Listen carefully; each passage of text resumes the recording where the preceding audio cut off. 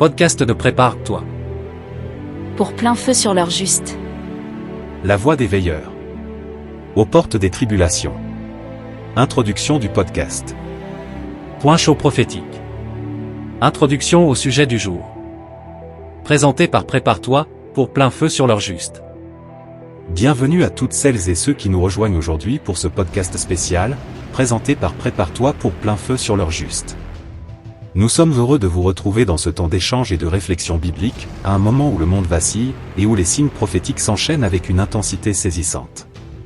Oui, dans un contexte aussi chargé, il est plus que jamais vital pour nous, croyants, de prendre du recul, non pour fuir la réalité, mais pour mieux discerner. Et ce discernement, nous le cherchons dans la parole, éclairée par le Saint-Esprit. Il ne s'agit pas ici de remplir des cases ou de jouer au devin, mais de marcher dans une vigilance fondée, dans la paix et la vérité. Depuis plusieurs mois, vous le voyez comme nous. Les tensions entre Israël et l'Iran atteignent un niveau critique. Ce qui, pendant des années, relevait d'une guerre de l'ombre devient aujourd'hui une confrontation directe. Frappes ciblées, déclarations alarmantes, mouvements militaires visibles. Pour certains, ce n'est qu'un énième conflit régional. Mais pour nous, lecteurs attentifs des Écritures, c'est peut-être un jalon prophétique majeur. Tout à fait. Lorsqu'on lit Ézéchiel 38 et 39, Daniel 8 ou encore Ésaïe 17 et Jérémie 49, on comprend que ces textes ne sont pas simplement historiques. Ils annoncent des événements réels, à venir.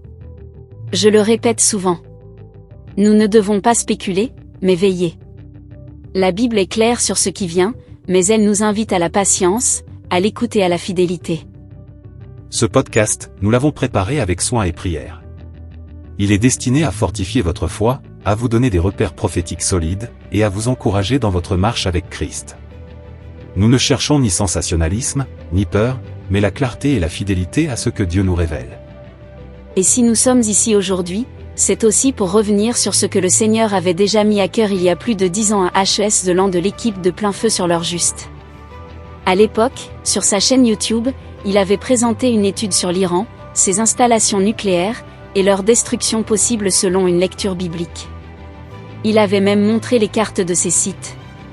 Aujourd'hui, on voit ces choses se rapprocher. Dieu avertit toujours ses serviteurs en amont, et c'est une preuve de sa fidélité. Et nous allons donc revenir sur ces éléments déjà partagés par HES Zelan, à la lumière des événements actuels. C'est le bon moment pour revisiter les avertissements reçus, non pas pour dire « nous avions raison », mais pour nous assurer que nous sommes prêts, vigilants, et à notre poste. Avant de plonger dans les sujets principaux, nous tenons à clarifier un point crucial. La guerre de Gog et Magog, telle que décrite dans Ézéchiel 38-39, n'est pas, selon nous, un événement immédiat. Nous croyons, avec des arguments bibliques à l'appui, qu'elle surviendra après le millénium, comme mentionné dans Apocalypse 20, 7-9. Ce sujet a d'ailleurs été ou sera traité plus en profondeur sur plainsfeu.org et dans un podcast du Dr. Pierre Gilbert. Nous ne devons donc pas confondre les tensions actuelles avec cette guerre finale, même si elles s'inscrivent clairement dans la dynamique prophétique des temps de la fin. Il y a aujourd'hui beaucoup de confusion, un vrai mélange entre différentes guerres ou événements liés à la fin des temps. Alors, il est important de revenir à un repère solide, la Bible et ses annonces sur ce qui s'en vient. Ce ne sont pas toutes les informations, même celles venant de personnes qui paraissent fiables, qui comptent. Ce qui importe, c'est l'interprétation juste des prophéties et des messages que la Bible nous transmet. La parole des hommes peut passer, s'effacer, se tromper, mais la parole de Dieu, elle, reste. Elle est juste, fiable, et digne de confiance. À nous, donc, de bien comprendre cette parole, de l'interpréter avec soin, en tenant compte de son contexte global. C'est seulement comme ça qu'on peut transmettre un message clair, sans dévier comme cela arrive parfois. Merci pour cette mise au point. Et maintenant, entrons dans le vif du sujet avec les points chauds prophétiques du jour. Dans ce podcast, nous allons parcourir ensemble plusieurs foyers de tension prophétique majeurs, éclairés par les Écritures. Ces points chauds ne sont pas de simples événements géopolitiques, mais des jalons possibles sur le chemin de l'accomplissement biblique. Nous aborderons ainsi la destruction annoncée de l'Iran, Jérémie 49. Le jugement de Damas, Ésaïe 17. Un chaos grandissant dans les nations. La perspective de l'enlèvement de l'Église. Et les guerres prophétiques de la première moitié des 7 ans de tribulation, où une grande partie de l'humanité pourrait périr. Questions et développement.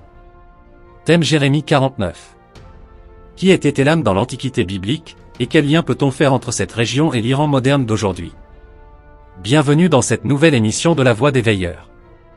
Aujourd'hui, nos 3 amis Isaacar, Hadassa et Eliorak nous emmènent aux portes des tribulations, à travers des prophéties anciennes, plus actuelles que jamais. Premier thème, la prophétie sur Élam, donnée dans Jérémie 49. Et pour ouvrir le bal, voici Isaacar. Merci Alain. Alors, Élam, c'est un nom qu'on croise souvent dans la Bible, mais sans toujours savoir à quoi il correspond. Historiquement, Élam était une région située à l'est de la Mésopotamie, avec pour centre principal la ville de Suse. Elle est mentionnée dès le livre de la Genèse, et c'est aussi là que le prophète Daniel a eu certaines de ses visions, dans la citadelle de Suse. Aujourd'hui, cette région correspond géographiquement au sud-ouest de l'Iran, notamment la province du Khuzestan, proche du golfe Persique. Donc oui, il y a un lien direct entre l'antique Élam et l'Iran moderne, surtout dans son flanc stratégique, industriel et pétrolier. Tu as raison Isaacar, et c'est important de le souligner, ce n'est pas une figure vague, c'est une zone bien réelle qui existe encore. Et ce qui est frappant, c'est que cette région historiquement instable est aujourd'hui un point névralgique à l'échelle mondiale, à cause du nucléaire iranien et des tensions géopolitiques. On peut donc déjà comprendre que la prophétie de Jérémie 49 n'est pas encore accomplie dans son entièreté, et qu'elle pourrait bien se réaliser dans un contexte de guerre moderne. Oui, et je dirais même plus. Le lien entre l'ancien Élam et l'Iran actuel n'est pas seulement géographique, il est aussi spirituel et prophétique. Dans la Bible, les grandes puissances ont souvent un rôle dans le jugement ou dans la pression contre Israël. Et quand on regarde la place qu'occupe l'Iran aujourd'hui, que ce soit dans son discours anti-Israël, dans le soutien au Hezbollah, ou dans ses ambitions nucléaires, on voit une convergence prophétique troublante. Une base historique, un lien géographique clair, et une actualité brûlante. Voilà qui nous prépare à regarder la prophétie avec un œil neuf. Merci à vous 3 pour cette mise en perspective claire. Maintenant, on plonge dans le texte biblique lui-même. Dans Jérémie 49, que nous dit exactement la prophétie sur le jugement d'Élam? Quels sont les éléments clés, la dispersion, la chute militaire, la terreur? Hadassa, à toi de nous éclairer.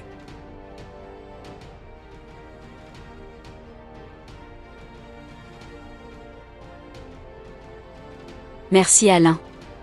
Alors, Jérémie 49, 34 à 39, c'est un oracle très fort, et plutôt inattendu pour beaucoup de lecteurs, car il cible une région souvent oubliée dans les prophéties.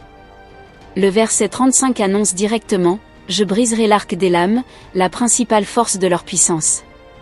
Ce que Dieu dit ici, c'est qu'il va anéantir la capacité militaire d'Élam, ce qui, dans notre contexte moderne, pourrait renvoyer à l'arsenal balistique ou nucléaire de l'Iran.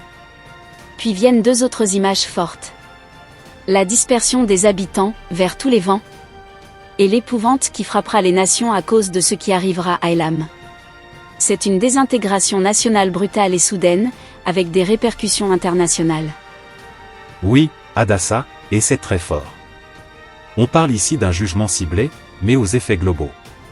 Cette idée de dispersion vers les 4 vents, c'est l'éclatement d'un peuple, mais aussi la fin de la souveraineté nationale. Dans un contexte moderne, ça pourrait très bien correspondre à un effondrement soudain du régime, provoqué par un conflit, une attaque militaire, ou même une implosion interne. Et ce que j'ajouterais, c'est que la peur des nations mentionnées dans le passage évoque une onde de choc mondial. Ce ne sera pas un simple conflit régional. Il y aura de la terreur, un effet domino, et peut-être même un déséquilibre économique ou énergétique. Je suis d'accord avec vous deux, et je voudrais souligner une note d'espoir qui clôture cette prophétie. Au verset 39, Dieu dit « Mais dans les derniers jours, je ramènerai les captifs d'Élam. C'est magnifique, parce que même dans le jugement, il y a une promesse de restauration. Ce n'est pas un effacement définitif, mais un passage à travers le feu, pour une réintégration future dans les desseins de Dieu. Et pour nous, croyants, cela nous rappelle que Dieu ne frappe jamais sans justice, mais aussi jamais sans miséricorde. C'est une vision complète de sa souveraineté. Merci Hadassah, merci à vous trois. Ce tableau est puissant, jugement, terreur, dispersion, et pourtant, une restauration finale. On voit bien que nous ne sommes pas face à une opinion humaine, mais à un décret prophétique divin, encore à accomplir. Et cela nous amène logiquement à la question suivante. Isaacar, tu es prêt? Si cette prophétie ne s'est pas encore accomplie, quelles implications pourrait-elle avoir dans notre époque actuelle, notamment en lien avec les tensions au Moyen-Orient? Certains voient dans cette prophétie un événement déclencheur majeur dans le scénario de la fin. En quoi l'affaiblissement ou la chute d'Élam d'Iran pourrait-il avoir un impact prophétique global? Oui Alain, je suis prêt. Et c'est une question cruciale. Parce que ce que Jérémie annonce pour Élam, donc, l'Iran moderne, n'a jamais eu d'accomplissement complet jusqu'ici. Ce n'est pas un jugement symbolique. C'est géographique, militaire et géopolitique. Et aujourd'hui, on voit un Iran qui est stratégiquement implanté au Liban, via le Hezbollah. Index revers pointant vers la droite blanc profondément lié à la Syrie, qu'on va évoquer dans une autre section. Hostile envers Israël. Et technologiquement avancé dans le domaine nucléaire. Alors, si Dieu a réservé un jugement aussi violent et soudain, on peut penser que cet événement servira de déclencheur majeur, un tournant dans l'équilibre du Moyen-Orient. Je te rejoins, Isaacar. Et j'aimerais souligner une chose essentielle. Ce jugement prophétique semble venir avant d'autres conflits globaux. Pourquoi? Parce qu'il est isolé, dans une section bien distincte du livre de Jérémie. Et ça pourrait vouloir dire que la chute d'Élam précède l'enchaînement d'autres événements prophétiques, comme Ézéchiel 38 à 39 ou les sauts d'Apocalypse 6. Et ce que cela provoquerait, très concrètement, c'est 1. Un vide de puissance dans la région. 2. Une reconfiguration des alliances, Turquie, Russie, etc. 3. Une probable revanche ou escalade qui pourrait même inclure Israël. Donc, oui, c'est bien plus qu'une anecdote prophétique. C'est un point d'inflexion prophétique majeur. Et je pense qu'on touche ici à l'intelligence des voies de Dieu. Il ne frappe pas au hasard. Il prépare toujours les étapes. La chute d'Élam peut être vue comme la rupture d'un verrou spirituel, un verrou qui empêche encore certains plans d'avancer. Et d'un point de vue spirituel, cette désintégration annoncée, cette dispersion, est aussi une démonstration du jugement de Dieu sur l'orgueil des puissances humaines. L'Iran moderne s'élève, s'enorgueillit, brandit ses missiles. Mais Dieu dit, je briserai leur arc. C'est son intervention directe. Et derrière cette action, il y a un message. Aucun empire n'échappera au jugement. Mais aussi, les nations ne pourront empêcher le plan divin d'avancer. Merci à vous trois pour ces éclairages profonds. On comprend mieux pourquoi certains analystes bibliques voient dans cette prophétie une bascule historique, presque comme le premier domino à tomber dans le grand tableau de la fin. Et cela nous amène à la quatrième et dernière question pour ce thème de Jérémie 49. Hadassah, ce sera pour toi. Que nous enseigne ce passage sur le caractère de Dieu dans le jugement, mais aussi dans la miséricorde? Et en quoi cela peut-il nous parler aujourd'hui? Nous arrivons à une question très particulière, parce qu'elle touche au cœur du dessein divin, même dans le jugement. Hadassah, celle-ci est pour toi. Enfin, comment comprendre la promesse de restauration d'Élam, dans les derniers jours, verset 39? Est-ce un signe de miséricorde divine, et comment cela s'inscrit-il dans la vision biblique des nations à la fin des temps? Merci Alain. Cette question me touche particulièrement, parce qu'elle révèle quelque chose de profond sur le cœur de Dieu. Oui, il y a un jugement terrible sur Élam. Oui, il y a dispersion, terreur, ruine, mais le dernier mot de Dieu, ce n'est pas la destruction. C'est la restauration. Jérémie 49, 39 dit, « Mais dans les derniers jours, je ramènerai les captifs d'Élam, dit l'Éternel. » Ce verset est bouleversant parce qu'il ouvre une brèche d'espérance. Cela signifie que Dieu n'efface pas totalement Élam de l'histoire. Il garde un reste. Et dans les derniers jours, il agit pour restaurer. Tu mets le doigt sur un point essentiel, Hadassah. Ce verset 39 agit comme une signature divine, un peu comme un rappel. Je suis le Dieu du jugement, mais aussi le Dieu de la grâce. Et cela s'inscrit dans un modèle biblique cohérent, Babylone est jugée, mais on trouve aussi des promesses de salut pour certains. Moab, Édom, Élam, tous ont un moment de grâce à venir. Pourquoi? Parce que Dieu a un plan global pour les nations, un plan de réconciliation universelle sous la seigneurie du Messie. On n'en parle pas assez, mais les nations sont appelées à venir à Jérusalem à la fin, comme le montre Zacharie 14. Donc même dans un peuple jugé comme l'Iran, Dieu a un reste. Dieu a un dessein. Et j'aimerais ajouter ceci, en guise d'encouragement. Nous avons souvent tendance à nous concentrer uniquement sur la guerre, le feu, les tremblements. Mais ici, Dieu révèle son cœur de père, même envers des peuples éloignés, même envers ceux qui ont élevé la voix contre Israël. Et cela doit nous pousser à prier. À prier pour le peuple iranien. À intercéder pour ceux qui, dans les nations jugées, cherchent la lumière. Il y a aujourd'hui des conversions puissantes en Iran. Des réveils souterrains. Des jeunes qui rêvent de Jésus. Et je crois que ce verset 39 nous parle aussi d'eux. C'est une promesse pour le futur, mais c'est aussi une invitation au présent. Marcher dans le même cœur que Dieu. Ne pas désespérer des nations. Annoncer l'évangile jusqu'aux extrémités de la terre. Merci à vous trois. Cette conclusion est puissante. Oui, le jugement vient, mais la miséricorde demeure. Et ce que nous voyons dans Jérémie 49, c'est un Dieu qui ne renonce pas à son dessein de salut même au milieu des tribulations. Cela nous prépare pour le prochain thème. La chute de Damas, une autre prophétie non accomplie, stratégiquement liée à ce que nous venons de voir avec l'Iran. Mais avant cela, prenons un instant pour nous poser et méditer sur le cœur de Dieu pour les nations. Thème, la chute de Damas, Ésaïe 17, 1 à 3. Question 1. Mise en contexte historique et prophétique. Nous passons maintenant à un autre point chaud de la prophétie biblique. La chute de Damas. Une parole tranchante, inattendue, qui parle d'une ville rayée de la carte, dans un avenir encore prophétique. Isaacar, voici pour toi cette première question dans ce thème. La prophétie d'Ésaïe 17 annonce que Damas va devenir un monceau de ruines, une ville totalement détruite et inhabitable. Est-ce que tu peux nous expliquer dans quel contexte cette prophétie a été donnée, et pourquoi elle n'a pas encore été accomplie jusqu'à aujourd'hui?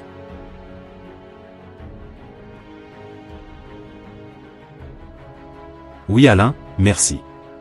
C'est une question fondamentale. Ésaïe 17 commence ainsi, oracle sur Damas. Voici, Damas cesse d'être une ville, elle devient un monceau de ruines. Ce qu'il faut comprendre d'abord, c'est que cette parole a été reçue par le prophète Ésaïe vers 730 avenue Jésus-Christ, à une époque où la Syrie, et plus précisément le royaume d'Aram, dont Damas était la capitale, représentait une menace sérieuse pour Juda. Mais dans le reste du chapitre, on voit que cette prophétie englobe aussi Israël, Éphraïm, ce qui montre que Dieu parle non seulement du contexte immédiat, mais projette sa parole vers des temps futurs. Car ce qui est surprenant, c'est que Damas n'a jamais été détruite comme le dit ce verset. Elle a été conquise, occupée, affaiblie, mais jamais réduite à un monceau de ruines, ni rendue totalement inhabitable. C'est vrai, Isaacar. Ce verset 1 reste un mystère prophétique non accompli. Et pour moi, c'est un signal fort. Dieu n'oublie pas ses paroles. Si Damas doit encore tomber, c'est qu'un événement futur s'en approche. Et ce qui rend cette prophétie d'autant plus frappante, c'est le contexte géopolitique actuel. La Syrie a été ravagée par plus d'une décennie de guerre civile. Damas est affaiblie, infiltrée, encerclée, mais pas détruite. On pourrait dire qu'elle est suspendue dans un équilibre précaire, comme un fruit mûr qui va tomber, au moment que Dieu a fixé. Et je crois qu'il y a aussi ici un message spirituel profond. Damas, dans la Bible, représente parfois l'orgueil des nations, la puissance humaine qui s'oppose à Dieu. Et ce jugement radical annoncé dans Ésaïe 17 nous rappelle que rien ne tient debout devant la parole du Seigneur. Il faut aussi voir cette prophétie comme un avertissement à toutes les nations puissantes. Vous pouvez résister, conspirer, vous associer contre Israël ou contre les desseins divins. Mais à la fin, Dieu a le dernier mot. Merci à vous. Nous comprenons mieux maintenant que la prophétie d'Ésaïe 17 est encore suspendue au-dessus de l'histoire, comme une bombe à retardement. Damas est l'une des plus anciennes villes habitées en continu dans le monde. Et pourtant, elle est promise à une disparition soudaine. Et cela nous amène naturellement à cette autre question, peut-être plus troublante encore. Que dit exactement Ésaïe 17 sur la réaction des peuples voisins, et en particulier sur Israël? Hadassah, ce sera pour toi. Merci Alain. C'est effectivement une parole qui mérite d'être lue avec attention. Dans Ésaïe 17, après le verset sur la destruction de Damas, le texte continue avec une annonce sévère pour Éphraïm, qui représente ici le royaume du Nord, Israël. Voici ce qu'il est dit au verset 3. La forteresse disparaîtra d'Éphraïm, et la royauté de Damas, le reste de la Syrie sera comme la gloire des enfants d'Israël, dit l'Éternel des armées. Cela veut dire que la chute de Damas est intimement liée à un affaiblissement brutal d'Israël lui-même. Ce n'est pas une simple victoire israélienne, il y a perte, choc, déséquilibre. Comme si l'attaque contre la Syrie entraînait une représaille ou une conséquence douloureuse pour Israël. Oui Hadassah, tu mets le doigt sur un point prophétique très fort. Ce passage n'annonce pas simplement un triomphe d'Israël sur ses ennemis. Il annonce une secousse régionale, une chaîne de répercussions où personne ne sort indemne. Et si on regarde l'actualité aujourd'hui, Damas est plus que jamais un avant-poste de l'Iran. Les milices iraniennes y sont actives. Des armes y sont stockées. Et Israël mène régulièrement des frappes ciblées dans la région. Alors oui, on peut envisager qu'un jour, une frappe israélienne sur une cible stratégique déclenche une réaction en chaîne. La destruction de Damas. Et une riposte iranienne ou régionale contre Israël. Et je crois que cette prophétie a aussi une portée spirituelle pour Israël. La mention d'Éphraïm, et plus loin dans le chapitre d'un reste qui regarde vers le sein d'Israël, nous montre que même au milieu du jugement, Dieu appelle son peuple à revenir à lui. En ce jour-là, l'homme regardera vers son Créateur, et ses yeux se tourneront vers le sein d'Israël. Ésaïe 17, 7. Cela me touche profondément. Au milieu du chaos militaire, des alliances brisées, de la peur. Dieu cherche un cœur repentant, un regard tourné vers lui. Ce que vous venez de partager est capital. La destruction de Damas ne sera pas un événement isolé, mais le catalyseur d'un basculement régional, peut-être même mondial. Et cela soulève une nouvelle question, que beaucoup se posent aujourd'hui. Si cette prophétie ne s'est pas encore accomplie, quelles implications pourrait-elle avoir dans notre époque actuelle, notamment en lien avec les tensions au Moyen-Orient? Isaacar, c'est à toi de nous aider à y voir plus clair. Question suivante, lien avec l'actualité de l'Iran. Damas, aujourd'hui, reste un allié clé de l'Iran dans la région. Penses-tu que cette prophétie pourrait être liée à un événement militaire impliquant Israël et l'Iran? Est-ce que cette destruction soudaine pourrait marquer une escalade majeure dans le conflit régional? Oui Alain, c'est une possibilité très sérieuse, et même prophétiquement plausible. Il faut bien comprendre que Damas est aujourd'hui un centre logistique et stratégique pour les forces iraniennes. Les gardiens de la révolution, le Hezbollah, et d'autres milices chiites utilisent la Syrie comme pont avancé vers Israël. Si un jour Israël identifie une menace existentielle venant de Damas, un convoi d'armes nucléaires, un système de drones ou de missiles sophistiqués, il n'est pas exclu qu'il lance une frappe préventive et décisive. Et c'est là que le verset d'Ésaïe 17 prend tout son sens. Damas ne sera plus une ville, elle deviendra un monceau de ruines. Ce ne serait pas une guerre conventionnelle, mais un coup foudroyant. Un événement si choquant qu'il provoquerait l'effroi mondial, et sans doute une riposte élargie de l'Iran et de ses alliés. C'est exactement cela, Isaacar. Et ce qui me frappe, c'est que la prophétie d'Ésaïe 17 ne s'arrête pas à la Syrie. Elle implique aussi Israël, comme on l'a vu dans la question précédente, et elle prépare une onde de choc régional. On peut donc envisager un enchaînement prophétique. 1. Un incident à Damas. 2. Une riposte iranienne. 3. Un embrasement qui pourrait toucher le Liban, Gaza, la Jordanie, voire les puissances du Golfe. Et à travers tout cela, une montée de la panique mondiale, de la peur, de l'effondrement économique ou énergétique. On retrouve ici l'esprit de Luc 21, 25-26, avec les nations en angoisse, et les hommes rendant l'âme de terreur. Et j'ajouterai une dimension spirituelle ici. Damas, c'est l'ancienne capitale d'un empire ennemi d'Israël, un lieu marqué par l'orgueil, la résistance, la violence. Mais ce n'est pas juste une ville. C'est un symbole prophétique. C'est une alerte. et peut-être même un compte à rebours silencieux, déjà enclenché. Je crois que cette future destruction de Damas sera un signal clair pour l'Église, le temps est proche. Préparez vos cœurs. Et pour le monde, ce sera un avertissement solennel. Merci, cher veilleur. Ce que vous décrivez est à la fois glaçant et lucide. La chute de Damas pourrait bien être le point de rupture, l'élément déclencheur d'un effondrement géopolitique, d'un déséquilibre prophétique mondial. Et cela soulève maintenant une question incontournable.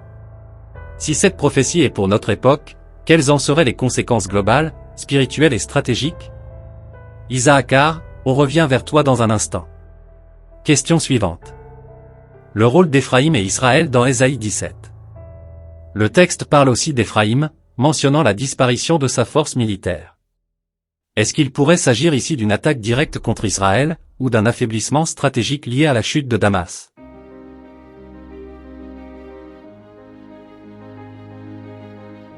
Merci Alain. Oui, cette mention d'Éphraïm dans Ésaïe 17 est hautement significative. Historiquement, Éphraïm représente les tribus du nord du royaume d'Israël, souvent vues comme le cœur militaire du pays. Dans le verset 3, on lit « La forteresse d'Éphraïm cessera d'être ». Cela peut suggérer un effondrement temporaire de la capacité défensive d'Israël, ou même une perte stratégique majeure. Est-ce que cela pourrait être la conséquence d'une guerre directe, ou d'une attaque de grande ampleur, peut-être par missile ou cyberattaque? Je le pense. Cela pourrait signifier que dans la foulée de la chute de Damas, Israël subit un choc, pas seulement militaire, mais aussi psychologique et géopolitique. Je te rejoins, Isaacar. Il faut noter que dans ces chapitres, Israël ne ressort pas comme vainqueur absolu. Il est bousculé, affaibli, ébranlé. Et c'est là que le texte devient prophétiquement profond. Cette perte de puissance d'Éphraïm peut préfigurer l'entrée d'Israël dans une période de grande détresse, ce que certains appellent le temps d'angoisse de Jacob, évoqué en Jérémie 30, 7. On imagine donc un Israël surpris, affaibli dans un moment de transition mondiale. Un contexte parfait, hélas, pour l'émergence d'une fausse paix ou d'un traité trompeur, dont on reparlera plus tard. Et j'aimerais ajouter une nuance spirituelle ici. Ce n'est pas uniquement une question de stratégie ou de frontières. Le texte montre qu'en perdant sa force, Israël est aussi appelé à tourner à nouveau les yeux vers son Dieu.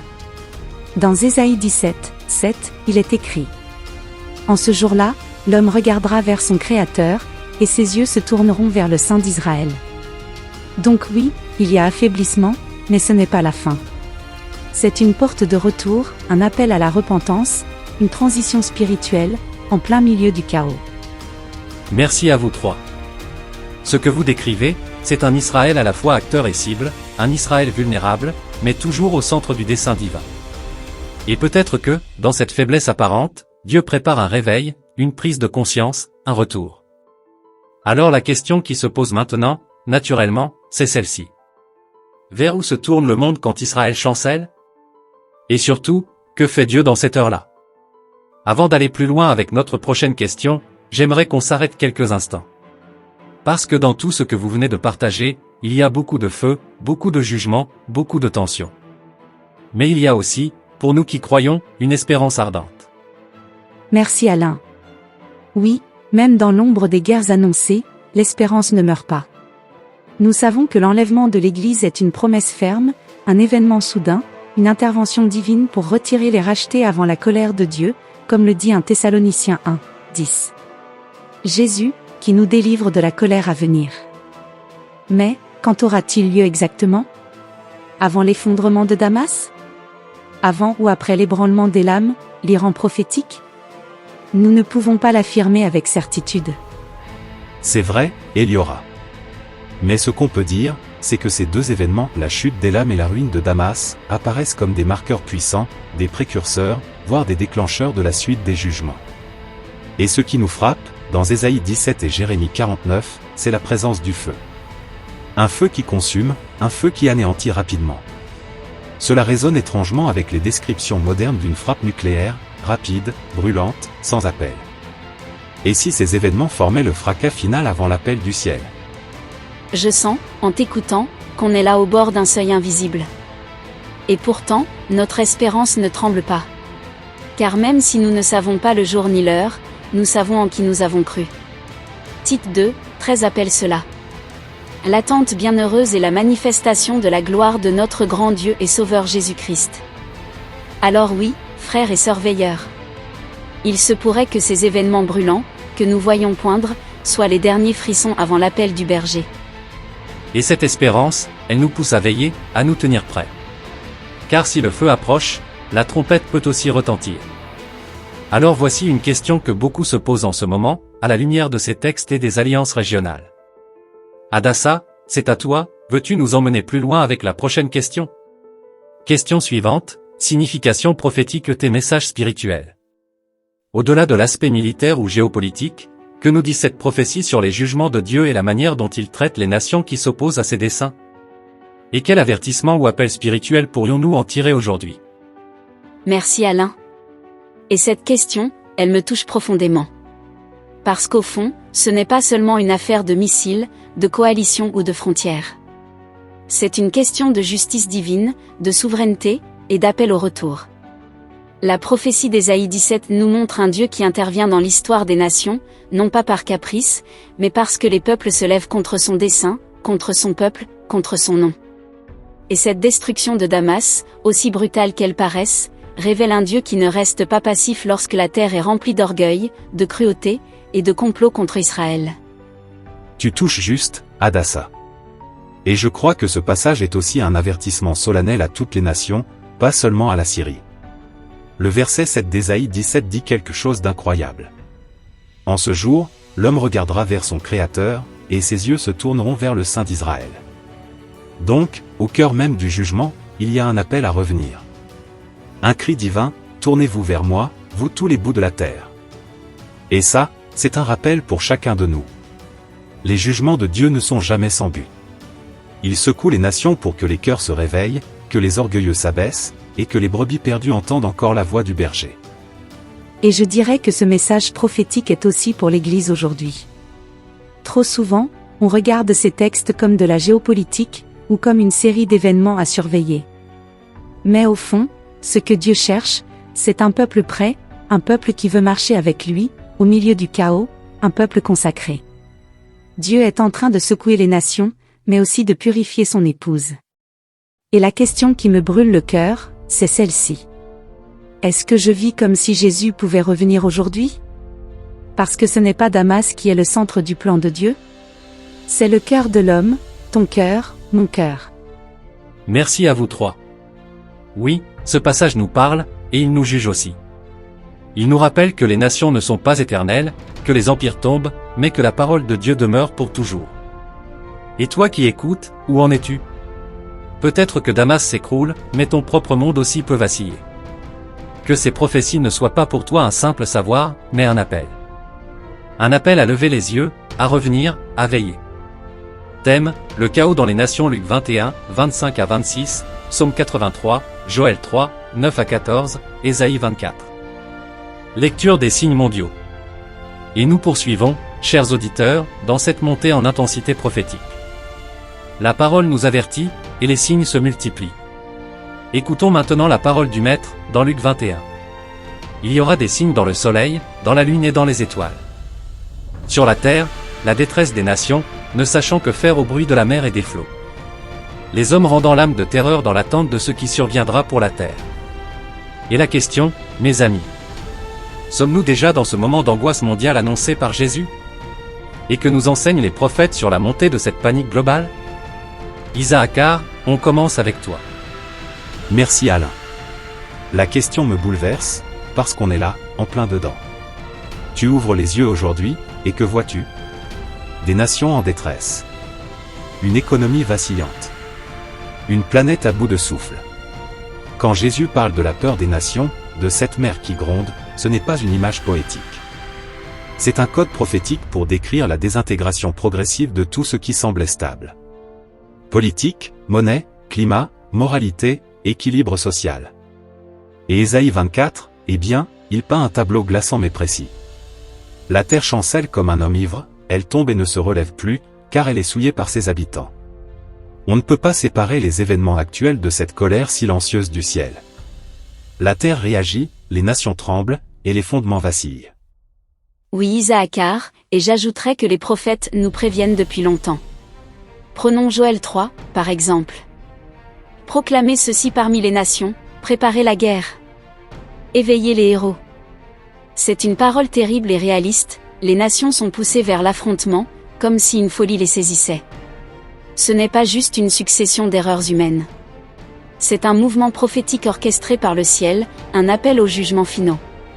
Et puis il y a le psaume 83, où on voit une coalition de peuples s'unir contre Israël, mais aussi contre Dieu lui-même. On y lit. Ils forment un complot. Ils disent, supprimons-les du milieu des nations. On touche là au fondement du chaos, le rejet du nom de Dieu. C'est cela, la racine du désordre mondial. Une humanité sans repère, sans crainte, et sans repentance. Et je ressens dans tout cela, mes amis, l'appel à la vigilance pour nous tous. Jésus a dit dans Luc 21 que ces signes seraient comme les douleurs d'un enfantement. Ce que nous voyons, ce que nous entendons, ce que nous vivons, ce n'est que le début des douleurs. Mais c'est aussi un signal. Un signal que le royaume s'approche. Et pour nous, disciples de Yeshua, ce n'est pas un temps pour se terrer dans la peur, mais un temps pour se lever dans la foi. Quand ces choses commenceront à arriver, redressez-vous, et levez vos têtes, car votre délivrance approche. Luc 21, 28. Oui, les nations paniquent. Mais le peuple de Dieu se prépare. Nous ne sommes pas appelés à survivre dans le chaos, mais à briller au milieu de la nuit. Merci à vous trois. Oui, le ciel parle. Et les veilleurs écoutent. Et toi, cher auditeur? Où te tiens-tu? Dans la confusion des peuples ou dans l'attente du royaume? La tempête est là. Mais la voix du berger retentit encore. Question suivante. Vers un effondrement global? Oui, ce que nous voyons ces jours-ci n'est pas anodin. La tension est à son comble. Le détroit d'Ormuz, ce couloir étroit par lequel passe un cinquième du pétrole mondial, semble s'étrangler à vue d'œil. Et certains parlent déjà de blocus, de répliques militaires, de crise énergétique mondiale. La question maintenant, mes amis, est la suivante. Est-ce que ce type de scénario, comme la fermeture du détroit d'Ormuz et un choc économique mondial, peut correspondre aux prophéties? Et surtout, pourrait-il précipiter l'embrasement généralisé des nations? Isaacar, on commence avec toi. Alain, cette situation me rappelle le cœur du verset de Joël 3, 14. C'est une multitude dans la vallée de la décision. Car le jour de l'Éternel est proche. Le monde est suspendu à un fil, et ce fil, c'est la stabilité énergétique et économique. Tu coupes le flux de pétrole, tu étouffes les marchés, et tout s'effondre comme un château de cartes. Et ce n'est pas juste un accident géopolitique. C'est prophétique. Dans Ésaïe 24, encore une fois, on voit cette image d'un monde secoué par des bouleversements économiques. Et dans Ézéchiel 7, Dieu dit: ils jetteront leur argent dans les rues, leur or ne pourra les délivrer. Nous vivons la fragilité d'un système bâti sans Dieu. Et le détroit d'Ormuz? C'est le cœur du système énergétique mondial. Un simple blocage, et les nations s'asphyxient. Oui, et Isaacar, tu poses le bon cadre. Mais je veux ajouter ceci, l'effondrement économique ne sera pas seulement matériel. Il sera aussi psychologique et spirituel. Jésus a dit: les hommes rendront l'âme de terreur.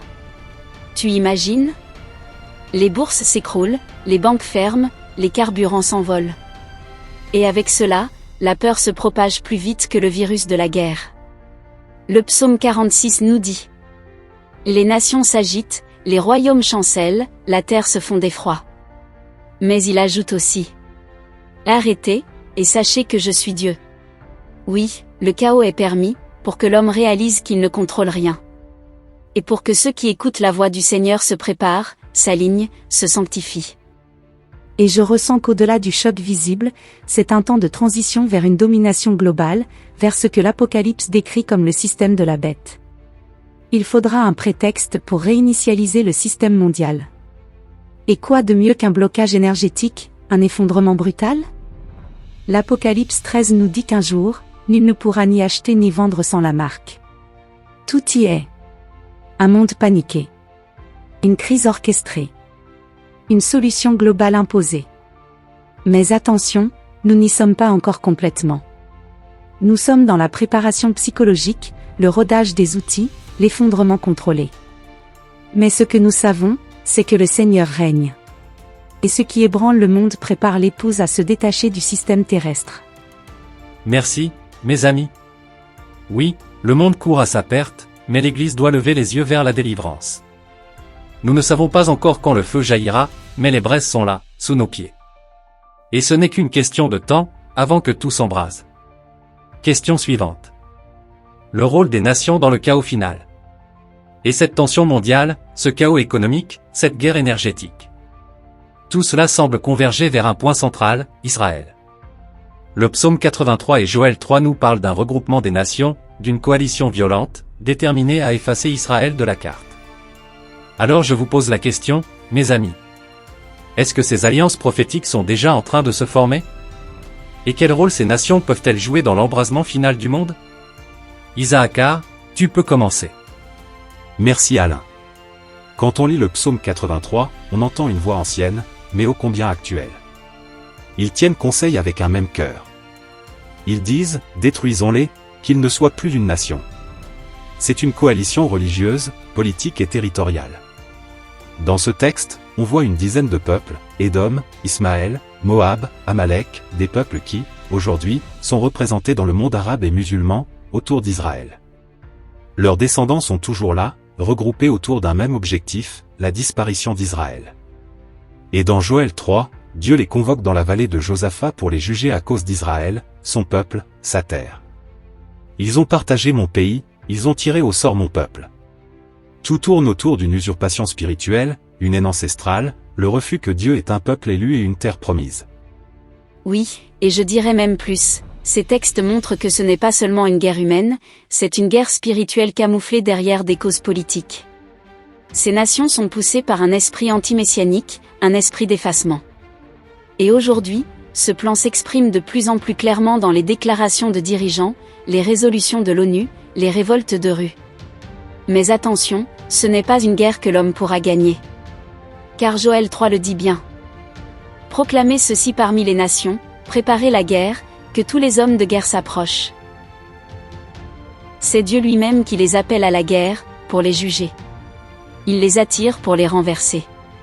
C'est le même principe qu'à Megiddo, à Armageddon. Et dans tout cela, Israël devient la pierre d'achoppement des nations. Comme l'a dit Zacharie. Je ferai de Jérusalem une coupe d'étourdissement pour tous les peuples d'alentour. Ce chaos final n'est pas un désordre aléatoire. C'est un piège divin pour révéler le cœur des peuples, pour exposer l'hostilité ancestrale contre le plan de Dieu. Mais il y a aussi un revers d'espérance. Car Joël 3 dit ensuite: L'Éternel rugira de Sion, et l'Éternel sera un refuge pour son peuple. Oui, au cœur du chaos, Dieu est encore refuge. Mais pour ceux qui veulent l'écouter, se séparer, se sanctifier, se tenir prêts. Merci à vous trois. Ce que vous dites, c'est que nous sommes en train d'assister à la mise en place d'un scénario vieux comme les psaumes, mais qui s'écrit en direct devant nos yeux. Une guerre contre Israël. Mais surtout, une guerre contre le Dieu d'Israël. Et nous? Sommes-nous du côté de ce monde qui se soulève? Ou du côté du Dieu qui revient? Question suivante, l'enlèvement au cœur de l'espérance. Et dans ce tumulte mondial, dans cette montée des alliances contre Israël, de la panique économique, du fracas des peuples et des armées, une question brûle tous les cœurs qui espèrent. L'Église a-t-elle un refuge? Est-ce que le Seigneur enlèvera les siens avant que la nuit tombe complètement sur la terre? Isaacar, je commence avec toi.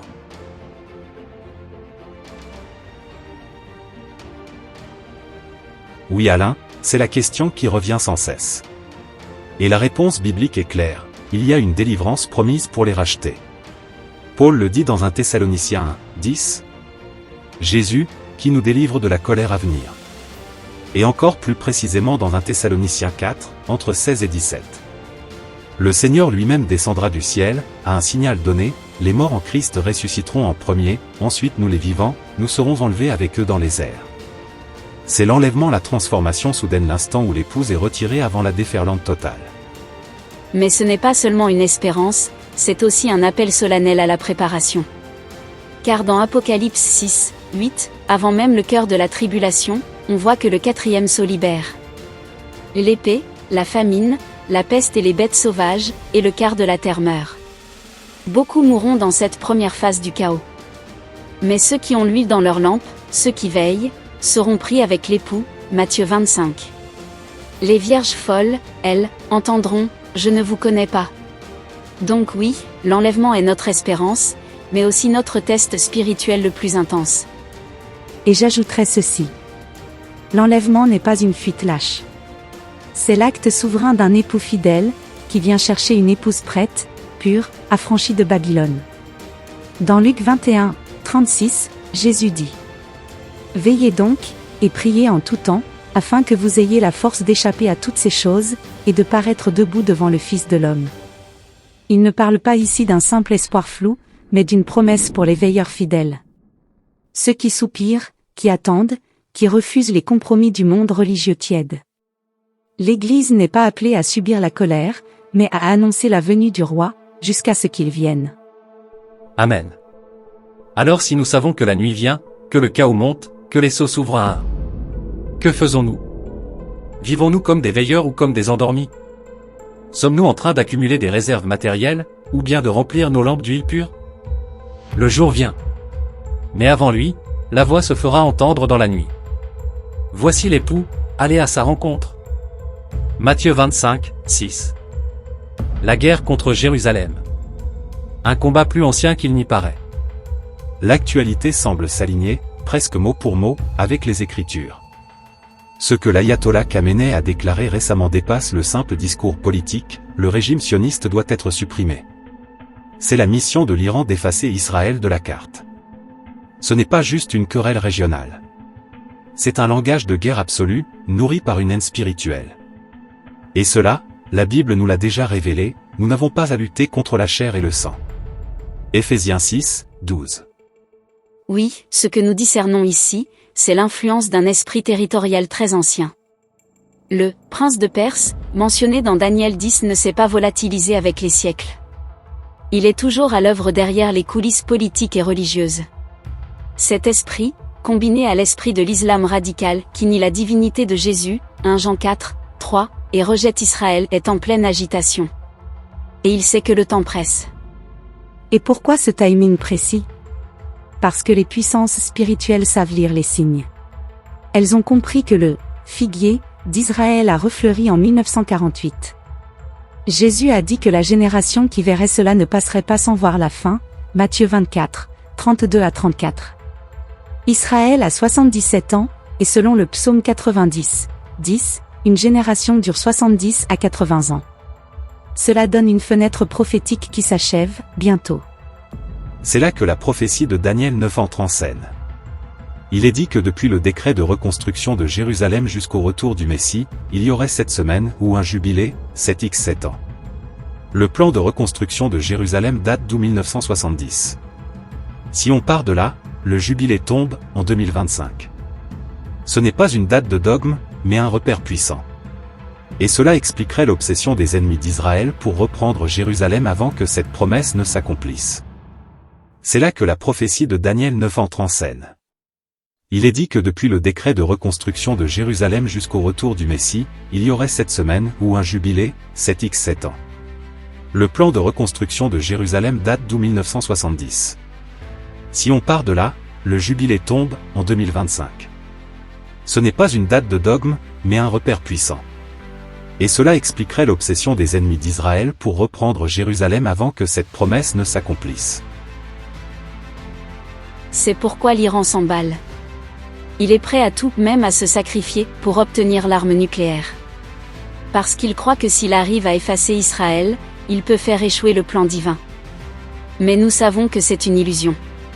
Ce qui va suivre, c'est probablement la défaite prophétisée d'Ézéchiel 38, où une coalition islamique, l'Iran en tête, sera jugée de manière surnaturelle. Et juste avant ces heures sombres, l'Église a une espérance inébranlable, l'enlèvement. Car avant que la fureur ne se déchaîne pleinement, Jésus viendra chercher les siens. Certes, Apocalypse 6, 8 nous rappelle qu'un quart de la terre périra par la guerre, la famine et les bêtes, mais ceux qui ont mis leur confiance en Yeshua peuvent lever la tête, leur rédemption approche. Ce que nous voyons, c'est la convergence parfaite de la parole prophétique, de la réalité spirituelle et des événements actuels. La haine de l'Iran contre Israël n'est qu'un instrument entre les mains de forces invisibles qui redoutent le retour du Messie. Et paradoxalement, c'est justement cette opposition qui annonce que le lion de Juda est sur le point d'entrer en scène. Merci mes amis. Voilà un éclairage saisissant sur ce que vit notre monde aujourd'hui, entre les puissances visibles et invisibles. Nous ouvrirons une nouvelle séquence, les premières guerres de la période des tribulations. Mais restons veilleurs et confiants. Thème, les premières guerres des 3 ans et demi. Question, les premières guerres des 3 ans et demi. Dans Apocalypse 6, on voit les premiers sceaux s'ouvrir avec guerre, famine, peste et mort. Est-ce là que commence vraiment la grande tribulation? Et pourquoi la Bible insiste-t-elle sur la brutalité de cette première phase des 7 ans? Oui, Alain, c'est bien dans Apocalypse 6 que tout bascule. L'ouverture des premiers sceaux marque l'entrée dans une phase dramatique de l'histoire humaine. C'est là que se déchaîne une suite de jugements, le cavalier blanc, suivi du rouge, du noir et du pâle, symbolisant respectivement la tromperie, la guerre, la famine et la mort. Ces premiers cavaliers déclenchent une spirale de chaos. Ce n'est pas encore la grande tribulation dans son paroxysme, celle des jugements de la coupe, mais c'est clairement le début des 3 ans et demi de tribulation sévère, un temps de troubles croissants, irréversible. La Bible insiste sur la brutalité de cette période, parce qu'elle révèle l'ampleur du rejet de Dieu par les nations. Ce qui vient, ce n'est pas un simple conflit géopolitique. C'est un jugement spirituel progressif. Le second sceau, par exemple, ôte la paix de la terre. C'est bien plus qu'une guerre entre pays, c'est l'esprit de destruction qui est libéré, un esprit d'anarchie, de division, de haine, qui pousse l'homme à s'entretuer. Et cette montée en intensité est volontairement décrite par l'esprit pour nous réveiller. Le monde court vers l'abîme, mais les prophéties nous avertissent encore avec clarté et amour. Il y a aussi dans cette première moitié des 7 ans, un aspect pédagogique du jugement, Dieu donne encore des opportunités de repentance. Dans sa justice, il ne précipite pas tout en une seule fois. Il laisse le temps au cœur de se tourner vers lui, même dans la douleur. Et c'est pourquoi les jugements des sceaux, bien que terribles, sont progressifs. Ce n'est qu'au fil du temps que la terre réalise qu'elle est entrée dans le jour de la colère de l'agneau, Apocalypse 6, entre 16 et 17. C'est comme un accouchement, douloureux, mais qui précède une naissance, celle du royaume glorieux du Messie. Ce que je comprends, c'est que cette première phase est à la fois terriblement violente, et en même temps, remplie d'un appel à la repentance. C'est une dernière chance pour beaucoup. Exactement. Et pour nous qui lisons ces textes aujourd'hui, c'est un appel à la préparation spirituelle. Il faut être prêt avant que ces sceaux ne s'ouvrent. Le cavalier blanc qui part en conquérant symbolise probablement l'Antichrist, qui vient d'abord comme un homme de paix, mais c'est une paix mensongère. Ensuite vient la guerre. Puis la famine. Puis la mort. Cette séquence n'est pas un hasard. C'est un compte à rebours. Et le seul abri, c'est d'être déjà caché en Christ quand tout commence.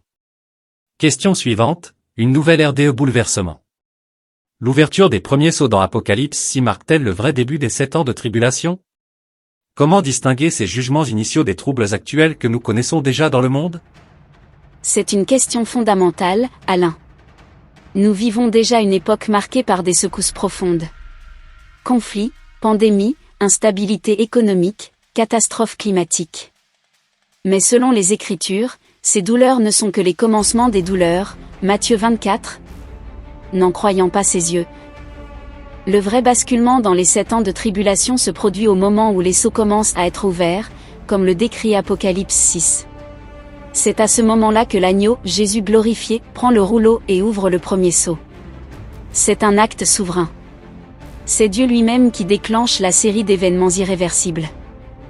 Et c'est justement cela qui différencie les crises que nous connaissons aujourd'hui des jugements des sceaux. Les douleurs actuelles sont des avertissements, mais elles sont encore contenues, et mêlées à la grâce. Une guerre aujourd'hui peut s'arrêter, une famine peut être atténuée, un gouvernement peut encore faire demi-tour. Mais dans les 7 ans de tribulation, le processus est scellé par Dieu, et chaque jugement devient une étape vers la fin. L'ouverture du premier sceau n'est pas seulement un événement céleste. C'est le point de non-retour pour l'humanité. Exactement. Le monde ne glissera pas dans les tribulations par accident. Il y aura un moment précis, déclencheur, que Dieu a établie d'avance. Certains y voient une alliance de 7 ans mentionnée en Daniel 9, 27, confirmée par un leader mondial, très probablement l'Antichrist. Ce moment signerait l'entrée officielle dans la 70e semaine de Daniel, c'est-à-dire les 7 ans prophétiques. Ce que nous voyons aujourd'hui n'est que l'ombre de ce qui vient. Mais quand le premier sceau est brisé, ce n'est plus une ombre, c'est la substance de la prophétie qui commence à se manifester. Donc si je comprends bien, on peut dire que nous vivons les prémices, mais que les vrais jugements des sceaux sont encore devant nous. Oui, c'est exactement ça. Les douleurs de maintenant sont des signes annonciateurs, mais la tribulation réelle commence avec l'autorité divine du Christ glorifié. C'est lui qui ouvre les sceaux, pas les hommes. Et à partir de ce moment, les événements s'enchaînent selon un plan précis, prophétisé depuis Daniel, confirmé par Jésus, et détaillé dans l'Apocalypse. C'est une nouvelle ère prophétique qui s'ouvre, un tournant cosmique. Et ceux qui veillent comprendront qu'un temps sans précédent vient de commencer. Question suivante. Les 4 cavaliers, symbole ou réalité? Les 4 premiers sceaux révèlent des cavaliers représentant la conquête, la guerre, la famine et la mort. Est-ce qu'il faut comprendre cela comme des événements littéraux, ou plutôt comme des dynamiques mondiales qui s'enchaînent? C'est une question que beaucoup se posent aujourd'hui, les 4 cavaliers d'Apocalypse sont-ils littéraux ou symboliques? À vrai dire, la réponse biblique est double, et c'est ce qui rend ces jugements si puissants. Il ne s'agit pas de choisir entre une lecture symbolique et une lecture littérale, mais de reconnaître que le symbole annonce une réalité bien concrète, et que la réalité donne corps au symbole. Chacun des cavaliers représente un esprit de jugement que Dieu relâche sur la terre, mais cet esprit se manifeste dans des événements réels, tangibles, que l'humanité va vivre. Le premier cavalier, celui monté sur un cheval blanc, est souvent mal compris. Il ne s'agit pas du Christ, comme certains l'ont cru, mais plutôt d'un imitateur, un conquérant qui vient avec une couronne et un arc, mais sans flèche. Ce détail est révélateur, c'est un faux prince de paix, un leader mondial qui séduit par des alliances, des traités, peut-être même par une promesse de paix globale. Mais c'est une paix trompeuse. Il incarne l'esprit de l'Antichrist avant la guerre. C'est lui qui précède les autres cavaliers, comme un catalyseur du chaos. Puis vient le deuxième cavalier, rouge-feu, la guerre. Et là encore, il n'est pas seulement un symbole, il représente l'embrasement des nations, le feu de la haine, le sang versé. On parle ici de conflits mondiaux, d'alliances brisées, de violences incontrôlées. L'épée donnée à ce cavalier est une permission divine, une levée de la retenue.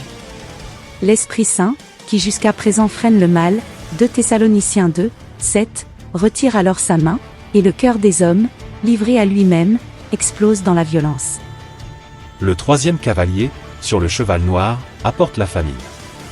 Le texte parle d'une mesure de blé pour un denier, c'est-à-dire une journée de travail pour à peine de quoi nourrir une seule personne.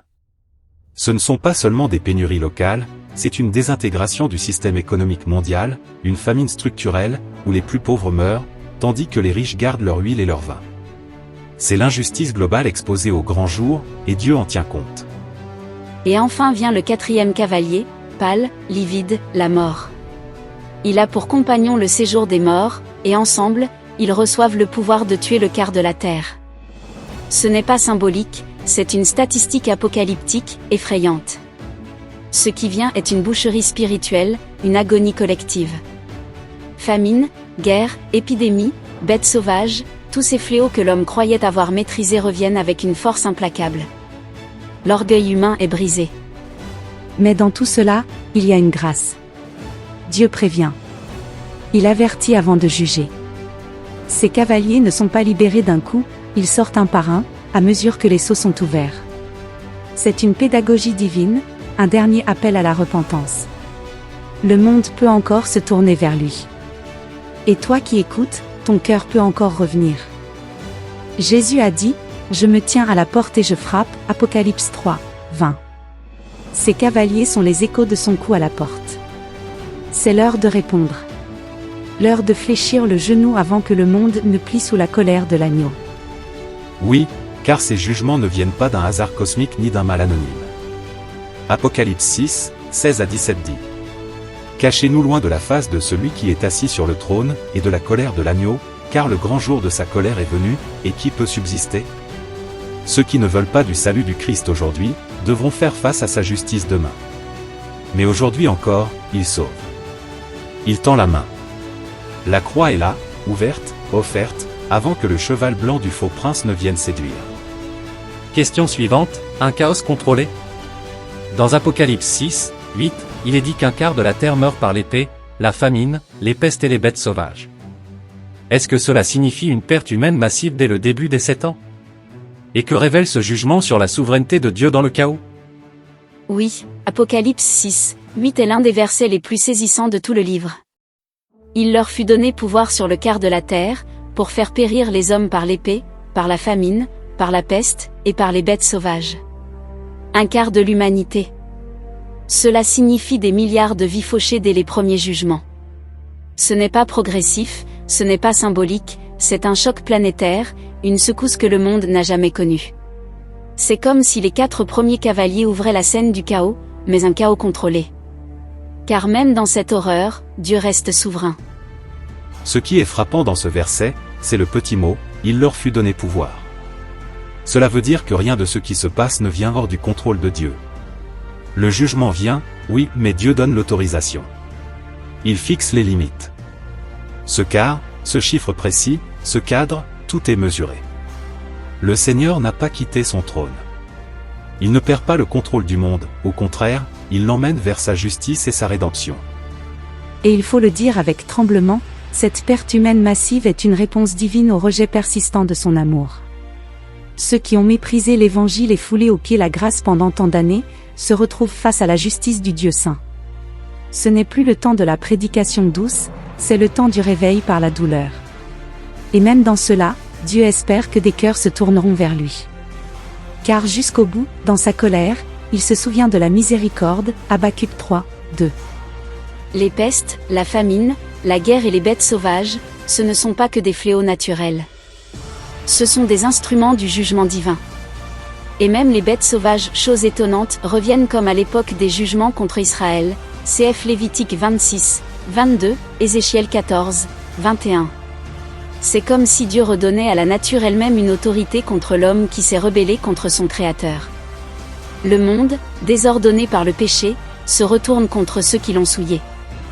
Et pourtant, dans ce chaos, une chose demeure, le trône céleste. Dans tout Apocalypse 6, alors que les sceaux sont ouverts et que la terre tremble, le trône de Dieu reste stable. C'est de là que les sceaux sont rompus. C'est l'agneau qui en est digne. Le jugement n'est pas aveugle. Il est saint, précis, juste. Et même dans la destruction, le plan divin avance vers la restauration.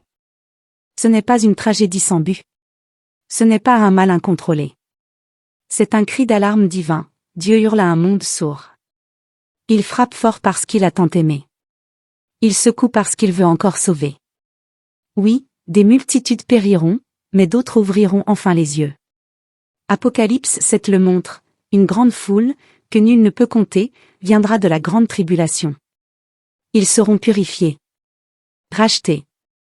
Ce chaos conduit au salut pour ceux qui répondront à l'appel. Alors à toi qui écoutes, ne tarde pas. Ne joue pas avec la grâce. Aujourd'hui est encore le temps du salut. Tu n'as pas besoin de passer par cette terre brûlée pour être sauvé. Tu peux encore te tourner vers celui qui a versé son sang pour toi, avant que le jugement ne s'abatte sur ce monde.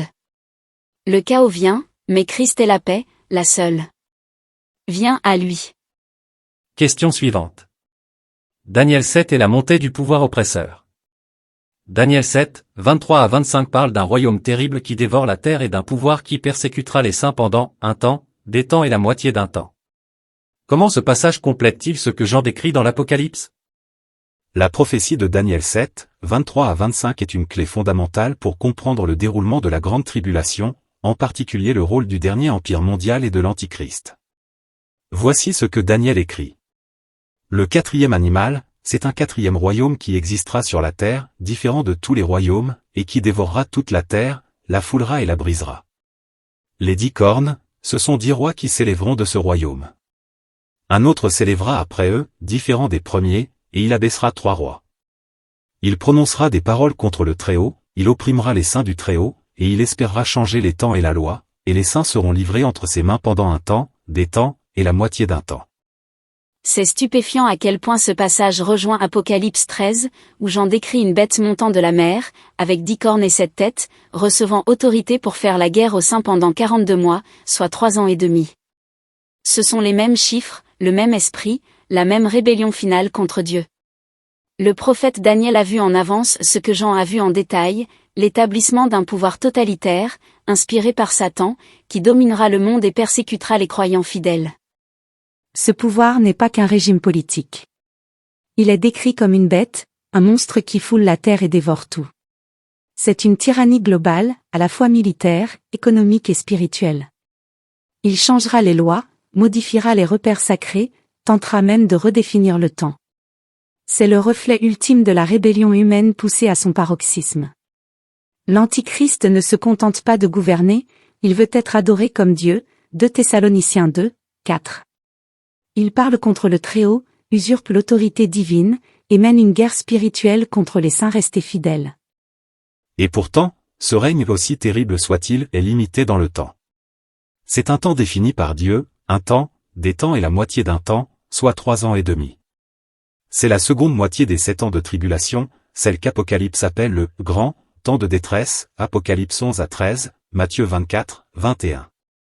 Mais cette durée, aussi brève qu'elle puisse paraître, sera terriblement intense. Ce sera une période d'oppression extrême, où la vraie foi sera mise à l'épreuve comme jamais auparavant. Mais Daniel ne s'arrête pas à la souffrance. Juste après cette vision, au verset 26, il est dit « Puis viendra le jugement, et on lui ôtera sa domination, qui sera détruite et anéantie pour jamais. Le règne, la domination et la grandeur de tous les royaumes qui sont sous les cieux seront donnés au peuple des saints du Très-Haut. » Voilà l'issue.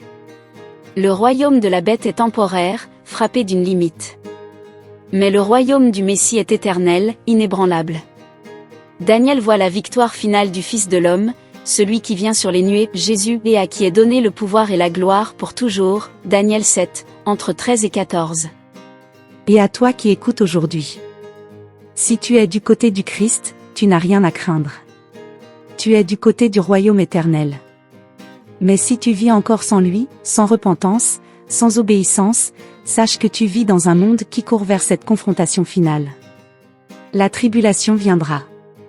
Le règne de l'homme impie aussi. Mais tu peux échapper à la colère à venir en te tournant vers Jésus maintenant. Aujourd'hui est le jour du salut.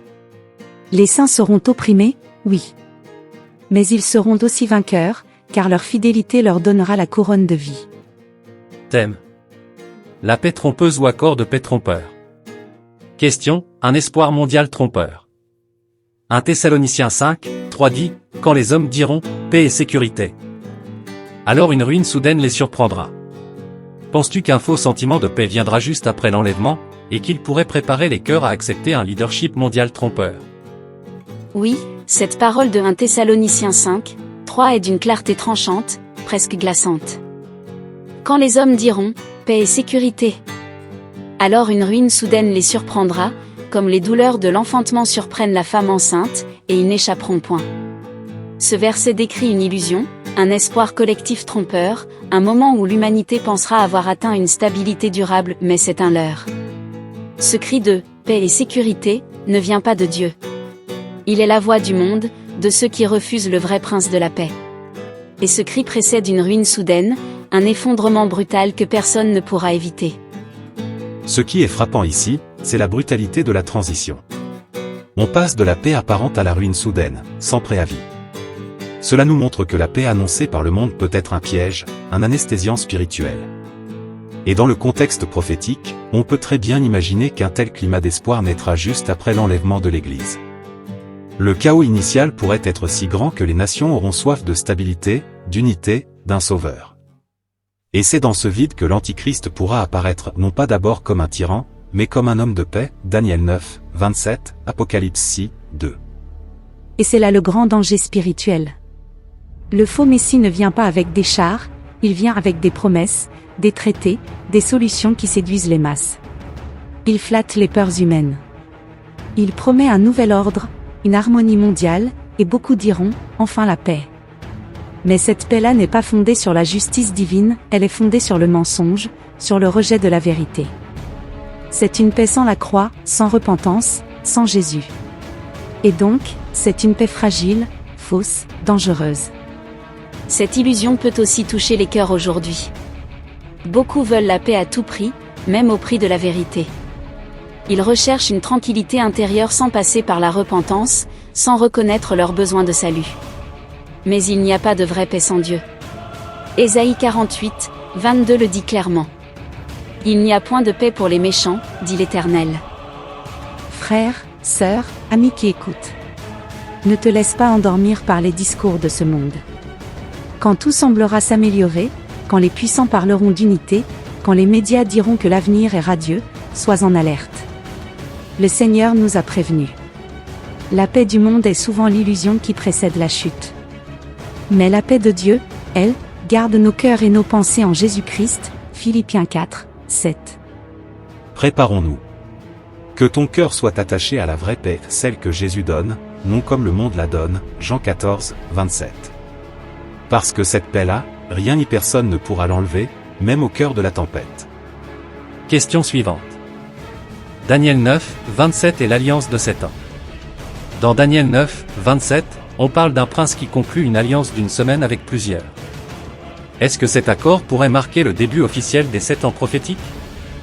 Et que pourrait-il contenir concrètement aujourd'hui? Sécurité pour Israël, partage de Jérusalem, etc. Le passage de Daniel 9, 27 est l'un des plus critiques pour comprendre le déclenchement des 7 années prophétiques. Il fera une solide alliance avec plusieurs pour une semaine, et au milieu de la semaine, il fera cesser le sacrifice et l'offrande. Cette semaine symbolise cette année dans la logique prophétique de Daniel, une semaine d'année. Le texte nous montre que l'Antichrist, ce prince qui viendra, initiera cette période par une alliance conclue avec plusieurs. Ce n'est pas simplement un traité diplomatique, c'est un accord trompeur, mais solide, suffisamment engageant pour marquer un tournant mondial.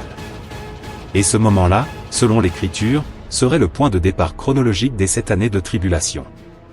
Et ce qui est frappant, c'est que l'alliance semble centrée sur Israël et Jérusalem, cœur prophétique de Dieu dans l'histoire des nations.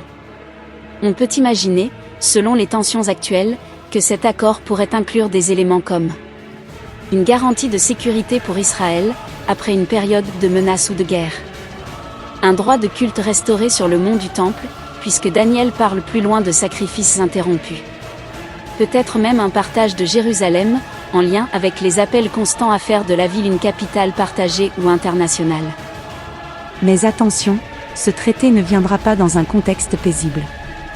Il surgira dans un monde secoué, prêt à accepter presque n'importe quoi pour retrouver une stabilité.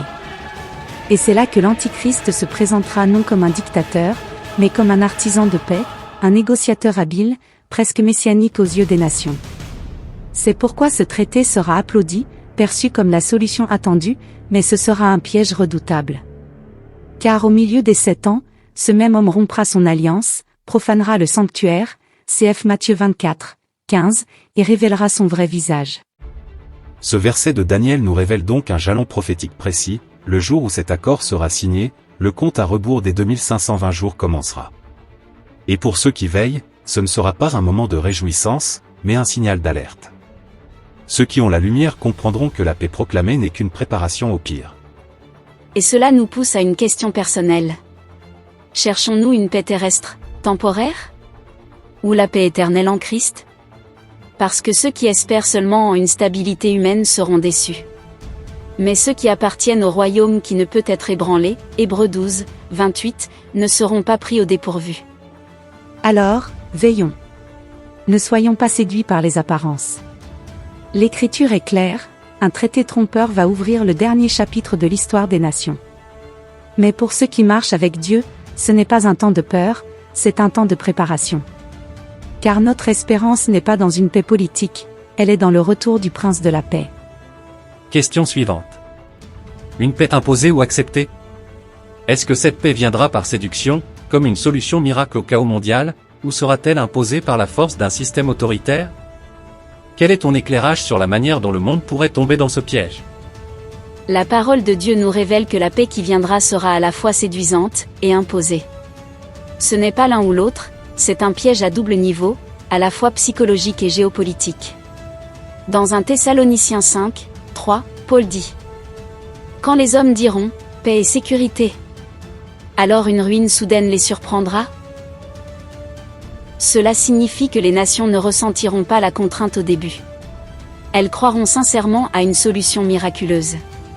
Il y aura une soif collective de paix après une série de crises, guerres, famines, instabilités économiques qui rendront le monde mûr pour accepter un sauveur politique. C'est le même schéma que celui décrit dans Apocalypse 13. Le faux système mondial qui s'installe ne surgit pas brutalement, il monte, comme une bête sortant de la mer, c'est-à-dire des nations agitées. Il est acclamé, presque adoré. Qui est semblable à la bête, et qui peut combattre contre elle? Apocalypse 13, 4. Cela montre bien que cette paix est acceptée volontairement dans un premier temps. C'est la séduction qui précède la domination. Et cela rejoint aussi le caractère du « petit corne » de Daniel 7 et 8, rusé, habile, séducteur, mais aussi capable de s'élever par la force.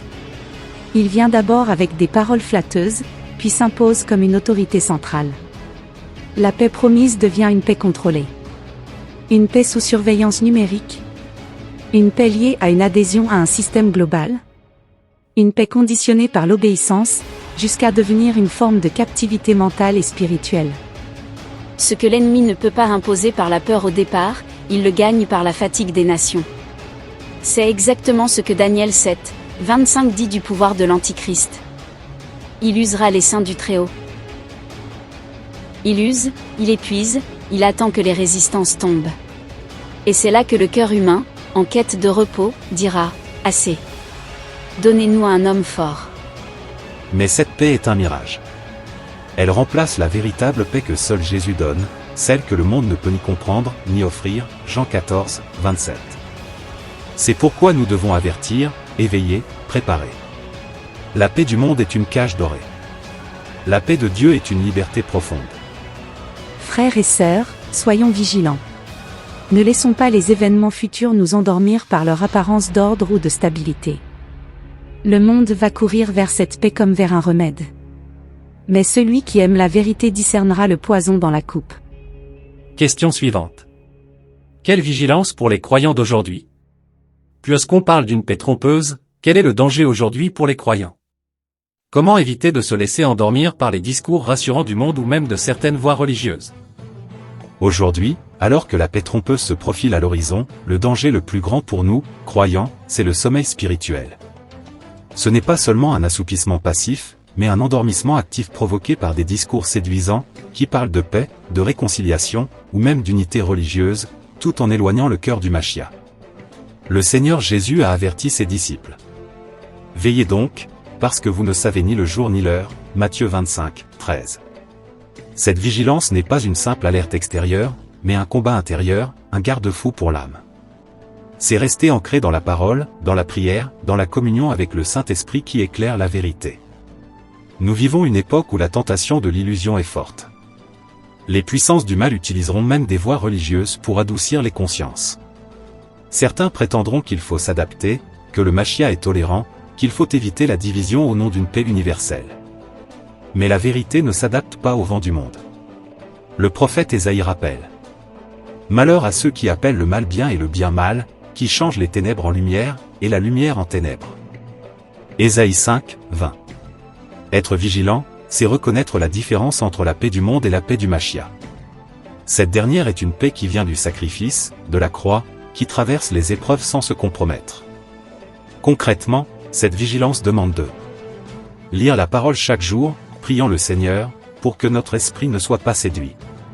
Être rattaché à l'assemblée véritable du Seigneur, où la vérité est enseignée et vécue. Avoir un cœur disponible pour l'Esprit Saint, capable d'alerter quand la séduction s'approche. Veiller en prière, car c'est dans la prière que notre foi est fortifiée. Enfin, rappelons-nous cette promesse merveilleuse de Jésus. Je suis avec vous tous les jours, jusqu'à la fin du monde, Matthieu 28, 20. Nous ne sommes pas seuls dans ce combat. Le Machia est notre lumière dans les ténèbres, notre force au milieu des tempêtes, et notre paix dans la tourmente. Frères et sœurs, restons éveillés, forts, et fermes dans la foi, car le temps est proche, et celui qui persévérera jusqu'à la fin sera sauvé, Matthieu 24, 13. Thème. Le rôle de la Turquie, de la Russie, de la Chine. Question. Des puissances à surveiller prophétiquement? Dans le contexte mondial actuel, quel rôle prophétique vois-tu pour des puissances comme la Turquie, la Russie et la Chine? Est-ce qu'on peut déjà discerner les prémices d'alliances qui pourraient converger vers un affrontement majeur contre Israël ou l'Occident? C'est une question fondamentale, Alain. Si on observe les textes bibliques à la lumière des événements actuels, on ne peut ignorer ce que décrit Ézéchiel 38 et 39, même si, comme nous l'avons précisé dans l'introduction, cette guerre de Géog et Magog aura lieu après le millénium. Cela dit, les esprits, les alliances, et les postures militaires que l'on voit aujourd'hui annoncent des schémas prophétiques. La Turquie, par exemple, semble jouer un rôle double, à la fois dans l'OTAN, et en même temps proche de la Russie et des pays islamiques. C'est un pion mobile, mais stratégique. Je rejoins Hadassa, et j'ajouterai ceci. Dans la Bible, la Russie est souvent associée à le prince de Roche, un terme que certains relient à l'ancien territoire de la Russie ou de ses ancêtres. Bien qu'il faille rester prudent avec les traductions, on voit que cette puissance est appelée à jouer un rôle de chef de coalition. Aujourd'hui, la Russie est militairement active, et surtout très impliquée en Syrie, ce qui est juste à la frontière d'Israël. Et n'oublions pas qu'elle coopère activement avec l'Iran. Ce n'est pas anodin. Pour la Chine, la Bible ne parle pas d'elle directement par son nom, mais on peut discerner une allusion dans Apocalypse 16, 12 avec les rois de l'Orient. Ce que nous voyons aujourd'hui, c'est une montée en puissance technologique, économique et militaire de la Chine, et un net rapprochement avec la Russie. Ce que ces nations ont en commun, c'est leur rejet de l'ordre mondial basé sur des valeurs judéo-chrétiennes. Cela prépare le terrain à une confrontation contre Israël et l'Occident. Et ce qui est frappant, c'est que ces nations sont aussi en train de bâtir un nouveau système économique et monétaire. On pense à la dédollarisation, aux BRIC, qui pourrait précéder le système de la bête. L'unification idéologique et technologique précède souvent l'unification militaire. C'est une guerre silencieuse pour l'instant, mais elle se structure. Il faut aussi noter la dimension spirituelle. Ces alliances ne sont pas que géopolitiques, elles sont motivées par une opposition spirituelle à Israël et au Messie. Le rejet de Dieu s'exprime par la haine d'Israël, car Israël reste la scène prophétique majeure. La Turquie, la Russie et la Chine ne sont pas juste des nations puissantes, ce sont des acteurs spirituellement connectés dans une guerre d'influence globale. Question suivante.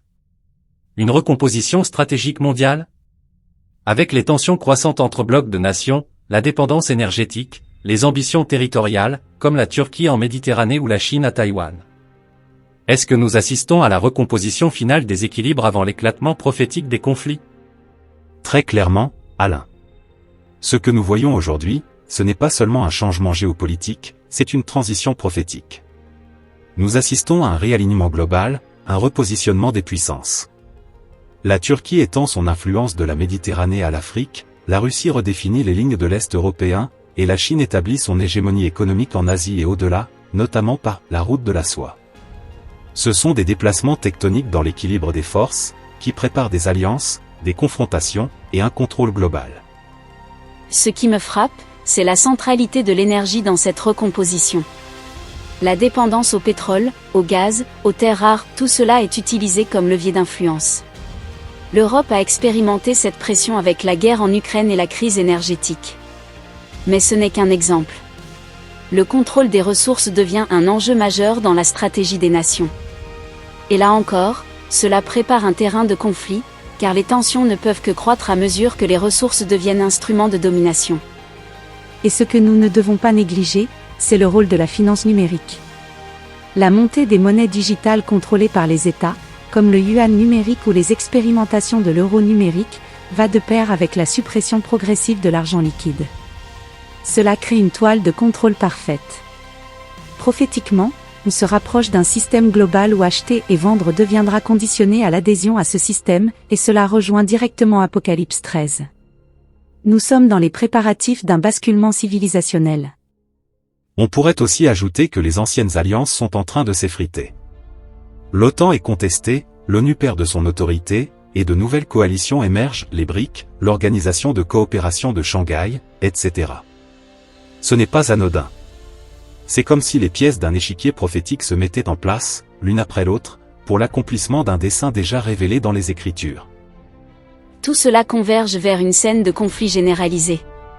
Mais avant que les choses éclatent totalement, il y aura des guerres régionales, des désordres économiques, des effondrements monétaires, et tout cela servira à précipiter un appel mondial à unifier, à centraliser au nom de la paix.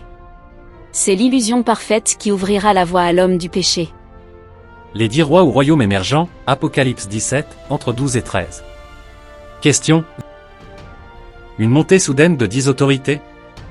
Dans Apocalypse 17, 12, il est dit que les 10 rois n'ont pas encore reçu de royaume, mais qu'ils reçoivent autorité pour 1 heure, avec la bête. Comment interprètes-tu cette émergence soudaine? Peut-on imaginer une structure déjà en préparation aujourd'hui? Oui Alain, et cette heure évoquée dans le texte biblique ne parle pas forcément d'une heure littérale, mais d'un moment court, stratégique, prophétiquement ciblé. Il est tout à fait possible, même probable, que ces 10 rois représentent des autorités régionales ou des blocs géopolitiques qui émergent rapidement à un moment de crise mondiale. Ce qui est troublant, c'est que cette idée ne vient pas seulement des Écritures.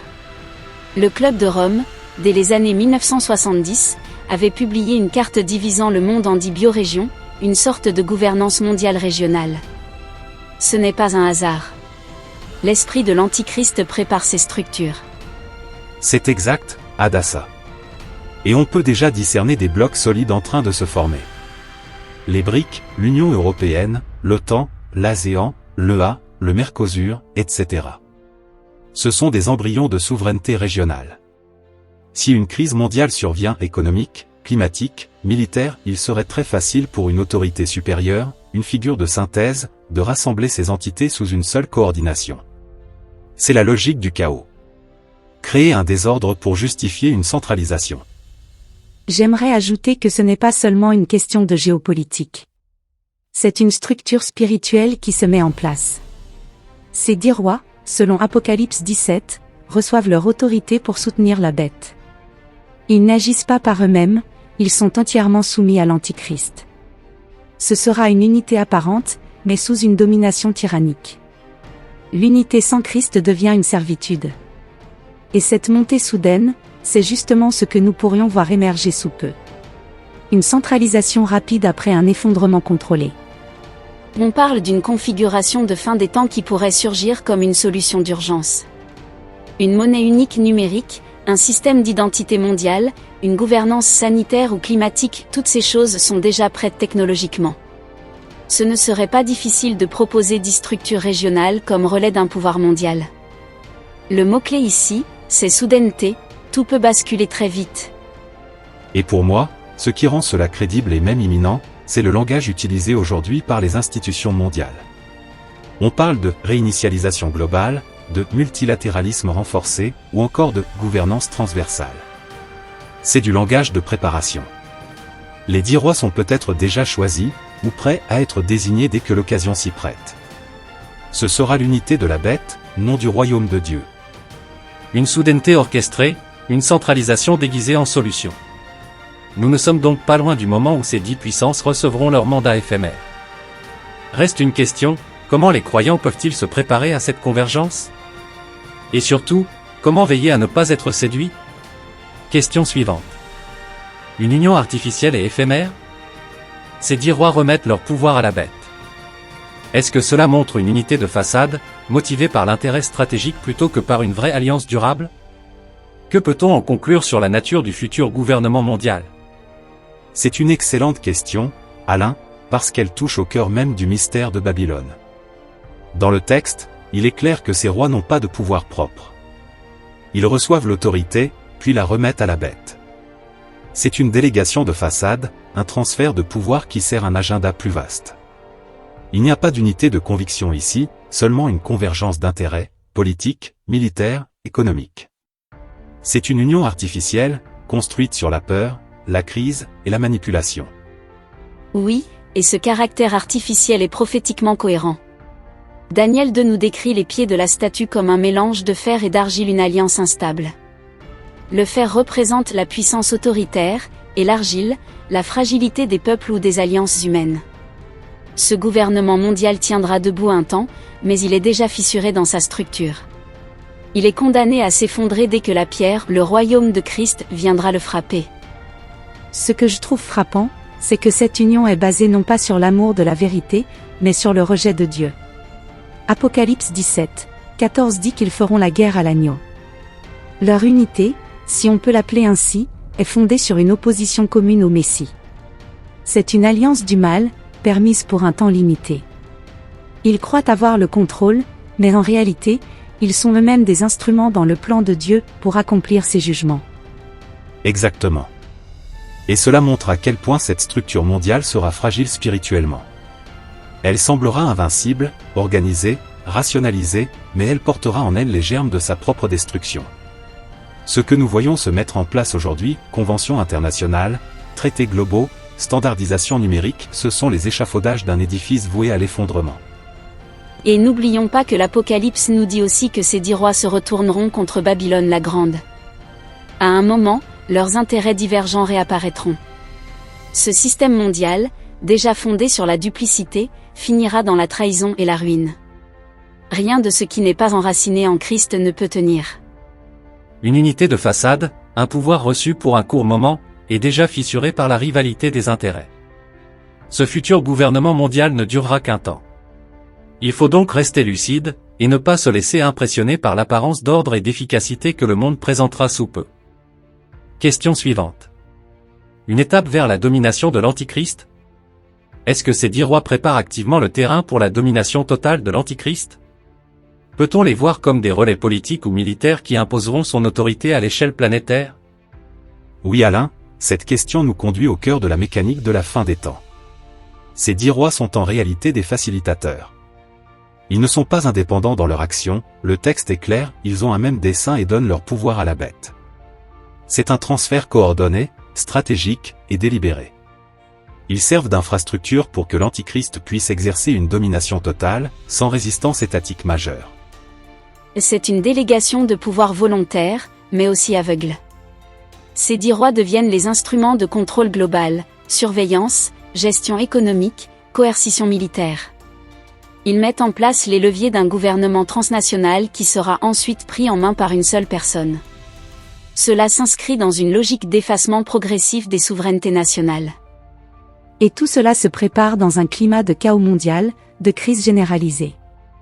Ce que les peuples verront comme une solution salvatrice, un ordre nouveau après le désordre, sera en réalité une mise sous tutelle complète. L'Antichrist n'arrivera pas seul, il aura déjà à sa disposition un appareil prêt à fonctionner. Les 10 rois, c'est l'armature. Lui, c'est la figure. On pourrait même dire que les 10 rois représentent les 10 doigts du système mondial. Ils agissent de manière coordonnée, mais chaque doigt reste distinct. Une fois que la tête, l'Antichrist, prend le contrôle, cette main devient le point qui va frapper toute dissidence. Et dans ce cadre, on ne peut pas ignorer les préparations technologiques actuelles. L'identification numérique, le crédit social, la surveillance de masse, l'intelligence artificielle centralisée. Ces éléments seront utilisés par ces rois pour uniformiser et verrouiller la planète avant la prise de contrôle finale. Il y a aussi une dimension spirituelle. Ces rois sont séduits. Ils croient servir une cause supérieure, mais ils sont pris dans le filet du dragon. Apocalypse 13 nous dit que le dragon donne son trône à la bête. Ce transfert d'autorité passe par ces 10 relais humains. On comprend donc que ces 10 autorités, même si elles semblent diverses, vont toutes converger pour établir un système unifié qui permettra à l'Antichrist de prendre les rênes de la planète. Ce n'est pas un hasard, c'est une orchestration. Et cette orchestration est déjà bien avancée. Conclusion. Nous venons de parcourir ensemble plusieurs prophéties majeures qui touchent directement notre époque. Ce ne sont pas de simples spéculations, mais des avertissements clairs de la parole de Dieu. Et nous le redisons humblement, notre but ici n'est pas d'imposer une lecture, mais d'inviter chacun à veiller, à prier, et à creuser les Écritures pour lui-même. Oui, je le crois profondément, ce que nous voyons se mettre en place sous nos yeux confirme que les temps sont sérieux. Et je me sens personnellement appelé à avertir, mais aussi à encourager, à rappeler que Dieu reste souverain, et que son plan s'accomplira parfaitement, avec justice et miséricorde. Nous avons tous un rôle à jouer. Ce n'est pas le moment de s'endormir, ni de fuir, mais de se tenir debout, enraciné dans la vérité. Et si tu nous écoutes aujourd'hui, sache une chose, Dieu veut t'éclairer. Il veut te préparer. Il veut te sauver. Je prie que chacun de nous soit trouvé prêt. Pas juste informé. pas juste intrigués, mais prêts, en Christ, les yeux levés vers le ciel, le cœur purifié par la foi, et les mains prêtes à servir. Que le Seigneur nous accorde cette grâce. On se retrouve bientôt pour la suite. Restez vigilants. Et surtout, préparez-vous. Pour conclure, souvenons-nous des paroles de Luc 21, 36. Veillez donc et priez en tout temps, afin que vous ayez la force d'échapper à toutes ces choses qui arriveront, et de paraître debout devant le Fils de l'homme. Et aussi de la parabole des 10 vierges en Matthieu 25, 10-13. Celles qui étaient prêtes entrèrent avec lui dans la salle des noces, et la porte fut fermée. Veillez donc, car vous ne savez ni le jour, ni l'heure. Que chacun de nous soit trouvé prêt. Le roi vient.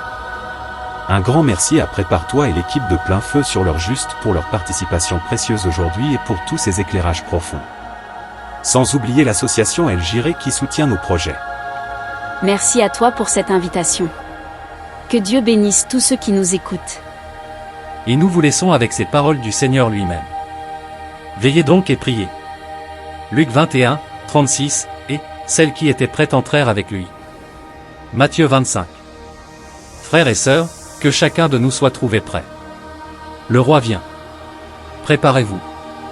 On se retrouve bientôt pour la suite. Restez vigilants. Et surtout, préparez-vous. Et si ce message vous a parlé, n'hésitez pas à le partager autour de vous. C'est ensemble, unis dans la foi, que nous veillons et que nous nous préparons. Le temps est court. Mais nous attendons la bienheureuse espérance, l'apparition glorieuse de notre grand Dieu et Sauveur Jésus-Christ. Oui, nous ne sommes pas dans l'attente d'un chaos, mais dans l'attente de l'enlèvement, de cet instant glorieux où le Seigneur viendra chercher son Église. Gardons les yeux fixés sur lui, et restons fidèles jusqu'à ce jour. À très bientôt, frères et sœurs. Que la paix du Christ, et la force de l'Esprit, vous accompagnent. Courage. Maranatha. Le roi vient. Préparez-vous. Et tandis que nous quittons ce moment d'écoute et de veille, souvenons-nous de ce que déclare la parole, avec une espérance qui ne trompe pas.